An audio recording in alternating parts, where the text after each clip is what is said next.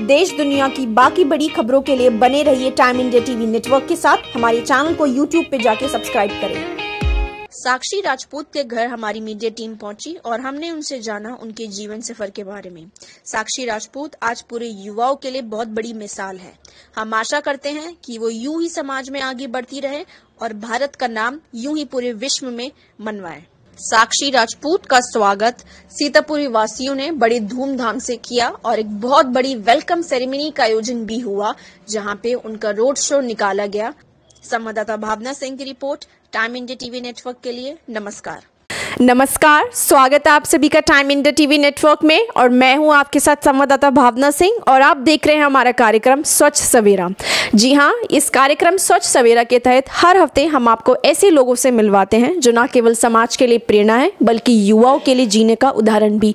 आज हमारी media team आ पहुंची है साक्षी राजपूत के घर पे, जो कि जनकपुरी विधानसभा में है। मैं आपको बता दूं, साक्षी राजपूत हाल ही में यूएई में आबू धाबी में एक वर्ल्ड चैंपियनशिप 2019 का आयोजन हुआ था, जिसमें साइकिलिंग में उनकी रैंक ऑल 1 आई है ऑल ओवर द वर्ल्ड। ये अपने आप में एक बहुत बड़ी मिसाल है। और साथ ही मैं अपने दर्शकों को बता दूं, साक्षी राजपूत में हियरिंग और वॉइस प्रॉब्लम है। इसका मतलब कि वो ठीक से बोल नहीं पाती हैं और सुन भी नहीं पाती हैं, लेकिन इसके बावजूद भी उन्होंने कैसी सारी कठिनाइयों को पार करके इंडिया से आबू धाबी तक का सफ़र तय किया, हम खुद जानेंगे आज साक्षी राजपूत से।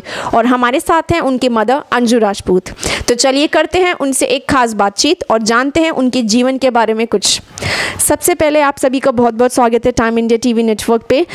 जैसे कि हमें हमारी मीडिया टीम को पता चला कि हाल ही में जो वर्ल्ड चैंपियनशिप हुई थी 2019 आबू धाबी में, उसमें साक्षी राजपूत की रैंक 1 आई है साइकिलिंग में।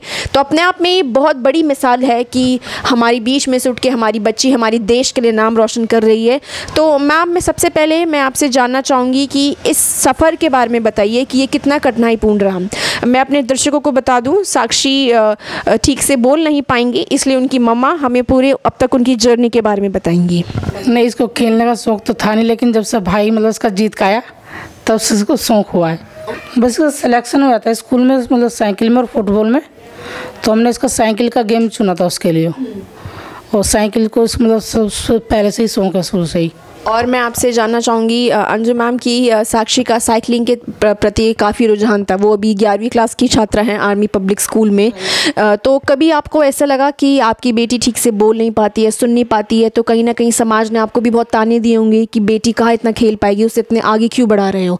तो उनका सामना आपने कैसे किया? बेटियां तो है वरदान, बेटियां हर घर की शान। अब मेरे साथ जुड़ चुके हैं साक्षी के ब्रदर सुमित कुमार। मैं आपसे जानना चाहूँगी कि कितना कठिनाईपूर्ण सफ़र रहा अब तक का आपका, और आगे आप कैसा फ्यूचर देखते हैं साक्षी के लिए साइकिलिंग फील्ड में? जी, जैसे कि आपको बताइए, हमारी बहन बोलने सुनने में थोड़ा प्रॉब्लम है, लेकिन इसके फ्यूचर पे कोई भी हमारी तरफ से कोई भी ऐसा कुछ इफ़ेक्ट देखने को नहीं मिलता है, क्योंकि हमने इसे एक नॉर्मल बच्चे की लाइफ दी है और नॉर्मल बच्चे की तरह हमने इसको आगे ही पाला है और आगे भी पालते रहेंगे। और पहले शुरू से ही थोड़ा खेल में इसका कम ध्यान था। इनके जो बड़े ब्रदर हैं मोनू कुमार, वो पहले से ही खेल में उनकी रुचि ज़्यादा थी, जो कि 2017 में ऑस्ट्रिया गए थे। वहाँ पे वो फ्लोर बॉल में गोल्ड मेडल लेके आए थे। उसी के बाद से इनकी थोड़ा इंटरेस्ट बढ़ा, जैसे भाई को देखते हैं तो इंटरेस्ट बढ़ता चला गया इनका गेम में, और इनका फिर साइकिलिंग में इनका सिलेक्शन हो गया। और अब इन दुबई में गेम हुए थे इनके, तो उसमें 2 किलोमीटर की रेस में इनका गोल्ड मेडल लेके आई हैं ये, और आगे भी इस तरह से तरक्की करती रहेंगी। और अभी 11th क्लास में पढ़ रही हैं और आर्मी पब्लिक स्कूल में पढ़ती हैं।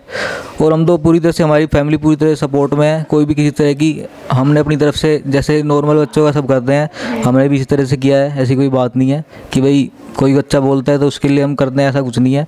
हम तो साथ देते हैं। और कठिनाइयाँ भी बहुत आई, ऐसा नहीं भाई बोलते नहीं है तो बोलने समझने में बहुत सारी दिक्कत भी होती है, लेकिन हमने किसी तरह का वो नहीं किया। हम हमेशा इनके साथ खड़े रहे और आगे भी हम इनके साथ खड़े रहेंगे। सुमित, मैं आपसे जानूँ कि पढ़ाई के साथ साथ साक्षी स्पोर्ट्स में भी एक्टिव रहती है, तो ये सब वो कैसे मैनेज कर पाती है? कुछ एक्स्ट्रा कोचिंग वो लेती है स्पोर्ट्स के लिए, किसी एकेडमी में, स्टेडियम में जाके रेगुलरली प्रैक्टिस करती है वो साइकिलिंग की? जी, शुरू से ही हमने अपनी तरफ से प्राइवेट कोचिंग भी इसके दिला रखी थी, और गवर्नमेंट की तरफ से भी कोचिंग का प्रावधान था। और अब तो गेम से पहले 1 महीने पहले रोज़ ही कोचिंग में जाते थे, रोज़ सुबह ही निकलते थे करीब 6 बजे और 11-12 बजे आके मतलब घर का हमारा काम भी नहीं हो पाता था। सारा काम इनके पीछे हमने अपना काम भी छोड़ा हुआ था, ऐसा नहीं है। तो इनके लिए पूरा मतलब सेक्रीफाइस हमने किया है अब तक, तभी जाके ये सब मुमकिन हो पाया है। मैम, मैं आपसे जानना चाहूँगी कि दिल्ली सरकार की तरफ से अब तक कितनी मदद आप लोगों को मिली है? बस दिल्ली सरकार से ये है कि बच्चा जो गया गेम के लिए वो सारा खर्चा दिल्ली सरकार ने उठाया है। उस पर हमने कुछ नहीं दिया और उसके बाद में कोई वो नहीं मिली हमें। आगे अब तक जनकपुरी विधानसभा के एमएलए राजेश ऋषि या हमारे उप मुख्यमंत्री मनीष सिसोदिया की तरफ से कोई मदद, कोई पहल उन लोगों ने की हो? नहीं, कुछ नहीं पहल की, अभी कुछ नहीं पहल की। तो अगर इस वक्त दिल्ली सरकार की तरफ से हमें कोई देख रहा है तो हमारी उनसे ये गुहार है कि जनकपुरी विधानसभा में साक्षी राजपूत जी रहती हैं, जो कि अभी वर्ल्ड चैंपियनशिप 2019 आबू धाबी में रैंक 1 लाई है। हमारी उस सरकार से अपील है कि ऐसी लड़कियों को समाज में आगे बढ़ाएं और इनकी मदद करें।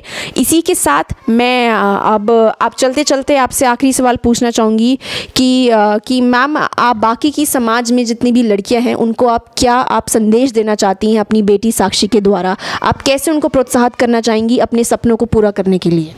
भाई, बच्चों को साथ देना चाहिए। इनमें ये नहीं कि बच्चों को मतलब कोई ऐसे बच्चे हो जाते हैं कि उनको बहुत से लावारिस छोड़ देते हैं, अनाथ आश्रम में छोड़ देते हैं। अपने बच्चों को अच्छी तरह उनको ध्यान देना चाहिए। ठीक है सुमित, मेरा आखिरी सवाल आपसे ये होगा कि एक बड़े भाई होने के नाते समाज में बाकी में जितनी लड़कियां हैं जो इस वक्त आपको देख रही हैं, आप उनको क्या संदेश देना चाहोगे? आप उनको कैसे प्रोत्साहन करोगे और आप कैसे उनको कहोगे कि कितनी कठिनाइयां ही जीवन में क्यों ना हो, अगर आपके सपने बड़े हैं तो आप उन्हें पा सकते हैं? तो इसको लेके आप क्या कहना चाहेंगे? जी, जैसे कि आप जानते हैं हम ज़्यादा बड़े शहर से नहीं है, बहुत छोटे शहर से हैं, यूपी में बागपत से बिलोंग करते हैं। और पहले शुरू से हमें पता चला कि ये बोलने सुनने में थोड़ा प्रॉब्लम थी, तो हम दिल्ली में आके थोड़ा सेटल हो गए, क्योंकि वहाँ पे यूपी में थोड़ा इनका पढ़ाई लिखाई का हिसाब किताब थोड़ा कम था। यहाँ पे थोड़ा गवर्नमेंट ने ज़्यादा फैसिलिटी दी हुई थी ऐसे बच्चों के लिए, तो हम शुरू से यहाँ लेकर आए और हमने शुरू से बचपन से इनको फैसिलिटी दे रहे हैं। ऐसी नहीं कि बहुत से होते हैं कि भाई बोल नहीं सकते, सुन नहीं सकते, तो उनको फैसिलिटी नहीं देते, सोचते हैं चलो ऐसे ही है, चलो ठीक है, हो जाएगा। लेकिन हमने इनका हर एक कदम पे साथ दिया है और आगे भी देते रहेंगे। और जितने भी ऐसे माँ बाप हैं जिनके बच्चे बोलने सुनने में सरते या किसी प्रकार हैंडीकैप है, उन्हें उनका साथ देना चाहिए और हर कदम पर उनके साथ चलना चाहिए। यानी कि हर एक बच्चा अपने आप में खास है, हर एक बच्चा अपने आप में ऊपर वाले की देन है। अगर आपके सपने बड़े हैं, अगर आपने ऊंचा आसमान को छूने का ठान लिया है, तो आप अपने सपनों को पूरा कर सकते हैं। जी हाँ, ये थी हमारे साथ साक्षी राजपूत की फैमिली। मैं हूँ आपके साथ संवाददाता भावना सिंह और अगले हफ्ते इस कार्यक्रम स्वच्छ सवेरा में मैं फिर आऊँगी एक शख्सियत को लेके जो ना केवल पूरे समाज के लिए प्रेरणा है बल्कि युवाओं के लिए जीने का उदाहरण भी। बने रहिए टाइम इंडिया टीवी नेटवर्क के साथ। संवाददाता भावना सिंह की रिपोर्ट। नमस्कार। देश दुनिया की बाकी बड़ी खबरों के लिए बने रहिए टाइम इंडिया टीवी नेटवर्क के साथ। हमारे चैनल को यूट्यूब पे जाके सब्सक्राइब करें।